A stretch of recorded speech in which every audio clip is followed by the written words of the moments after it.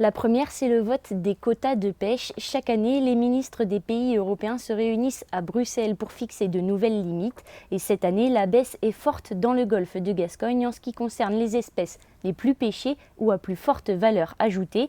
On parle par exemple du bar, du merlan ou du lieu jaune. Deuxième nouvelle, le Conseil d'État saisi en référé a suspendu une dérogation fin décembre. Concrètement, cela veut dire que du 22 janvier au 20 février, les bateaux de 8 mètres ou plus ne pourront plus sortir en mer pour pêcher. C'est donc un arrêt complet pour les marins pêcheurs et pour toute la filière. Ça concerne 500 bateaux dans le golfe de Gascogne. C'est loin d'être négligeable. C'est certainement les 4 ou 5 meilleures semaines de l'année pour les espèces dites à forte valeur ajoutée du golfe de Gascogne, bar, sole et autres. Ce qui fait que les conséquences derrière sont pêche, bien évidemment, production, à la marée, maraillage et toute la filière. Selon le président du Corepem, ces décisions pourraient avoir des répercussions sur plusieurs années. Lorsque vous ne produisez pas, c'est passement économique. On perd des parts de marché, la nature a hors du vide.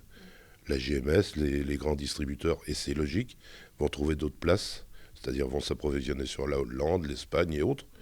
Et nous, on paiera des navires pour rester le long du quai. Depuis 4 ans, le secteur connaît de multiples crises. D'abord le Covid, puis le Brexit, la hausse des prix du gasoil, l'arrêt temporaire sur la sole l'an dernier et maintenant les restrictions de sortie pendant un mois. Des aides sont à chaque fois mises en place, mais cela ne résout rien selon José Jounot. Il estime que la filière est sous perfusion et qu'elle ne peut pas tenir comme ça. La filière dans son ensemble, c'est-à-dire celui qui pêche du poisson jusqu'à celui qui le vend aux consommateurs, commence à trouver qu'on a de moins en moins de place et qu'on a de moins en moins de marge de manœuvre. Et là, on arrive à un facteur conjoncturel qui fait qu'il y a un gros danger à voir la filière imploser et disparaître.